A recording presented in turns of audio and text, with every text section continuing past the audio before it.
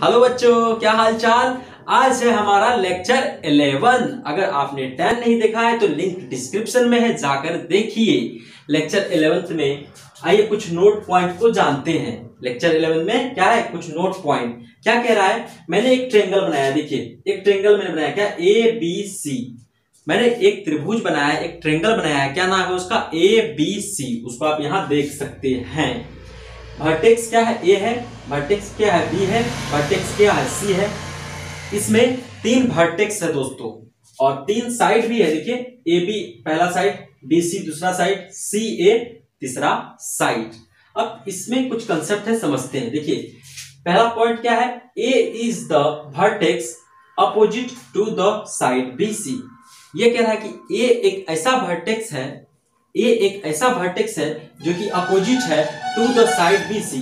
क्या कह दिया ये समझते हैं। देखिए ए एक वर्टेक्स है, ये किस साइड के अपोजिट है। देखिए इसके सामने कौन सा साइड है, बी सी। तो ये बी सी के अपोजिट कौन है, ए। सेकेंड पॉइंट देखिए, B is the vertex opposite to the side C A. कह रहा है कि बी एक ऐसा वर्टेक्स है जो अपोजिट है सी ए के। आइए फिगर से समझते हैं। बी देखिए, बी एक वर्टेक्स है, ये किसके अपोजिट है, सी और ए के साइड के अपोजिट कौन सा वर्टेक्स है, B. Similarly C is the vertex opposite to the side A B. C एक वर्टेक्स है जो किसके अपोजिट है, किस साइड के अपोजिट है, ए बी के। देखिए सी एक वर्टेक्स है, किसके अपोजिट है, ए और बी के। आप लोगों को ये नोट पॉइंट समझ में आया होगा। अब नेक्स्ट टॉपिक क्या है, कॉन्ग्रुएंट ट्रायंगल। कॉन्ग्रुएंट ट्रायंगल क्या होता है, सबसे पहले हम इसके डेफिनेशन को देखते हैं, फिर फिगर से हम समझेंगे कि कॉन्ग्रुएंट ट्रायंगल किसको कहेंगे, कब कहेंगे। तो दो ट्रायंगल्स, दो त्रिभुज को हम are said to be congruent. दो त्रिभुज को हम तब कॉन्ग्रुएंट कहेंगे, दो त्रिभुज को तब कॉन्ग्रुएंट कहा जाएगा कब, if every angle of one. कहा कि अगर एक ट्रायंगल का, ये मैंने 2 ट्रायंगल ड्रॉ कर दिया है। पहला ट्रायंगल क्या, ए बी सी, दूसरा क्या है, डी ई एफ। ये कह रहा है कि if every angle of one, every angle of one मतलब क्या हो गया, A B C angle 1 triangle. ये क्या है, एंगल 1 ट्रायंगल। ये क्या है, एंगल 2 ट्रायंगल, जिसको आप अदर भी कह सकते हो। इसका जितना भी एंगल है, angle A, angle B, angle C, if every angle of one is equals to the, कह रहा है कि एवरी एंगल्स ऑफ वन, इस ट्रायंगल का जितना भी एंगल्स है वो किसके इक्वल होना चाहिए, is equals to the corresponding angle. Corresponding मतलब क्या होता है, जैसे देखिए यहाँ ए है पहला, ए बी सी, तो यहाँ क्या है, डी ई एफ। तो ए के कोरस्पॉन्डिंग कौन है, डी है। बी के कोरस्पॉन्डिंग कौन है, ई है। सी के कोरस्पॉन्डिंग कौन है, एफ है। दोस्तों आई होप आप लोगों को कोरस्पॉन्डिंग समझ में आया होगा। Corresponding angle of the other, यानी कि कह रहा है कि एक कोई ट्रायंगल है, ये क्या है, कोई दूसरा ट्रायंगल है, इसका जितना भी एंगल है A B C, correspondingly equal होना चाहिए किसके, डी, ए डी के बराबर, बी ई के बराबर, सी एफ के बराबर। और कह रहा है एंगल ही बराबर होने से कॉन्ग्रुएंट नहीं हो जाता है। अब देखिए क्या कह रहा है, नेक्स्ट कंडीशन क्या रखा है हमारे सामने, and every side of one.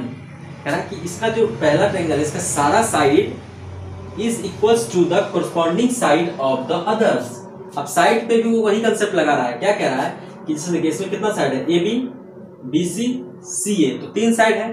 तो दूसरा ट्रायंगल जो है उसके पास भी 3 साइड है। देखिए D E F, F D.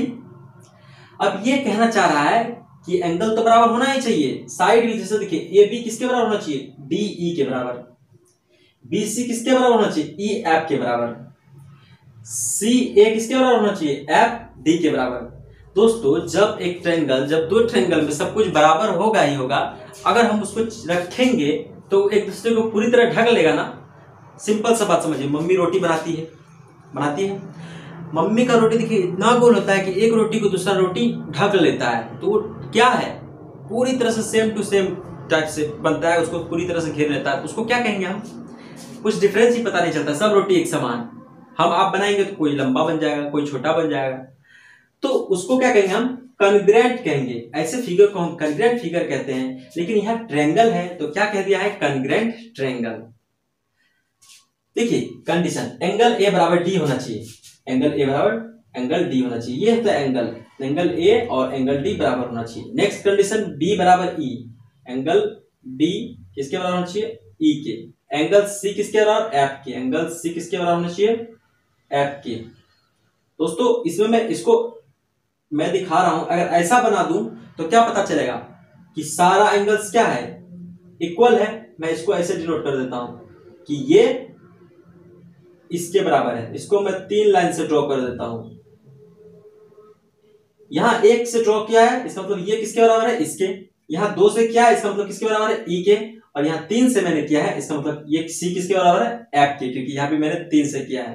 तो आई होप आप लोग को कॉन्ग्रुएंट ट्रायंगल समझ में आया होगा। अब नेक्स्ट टॉपिक देखिए क्या हमारा, interior and exterior of a triangle.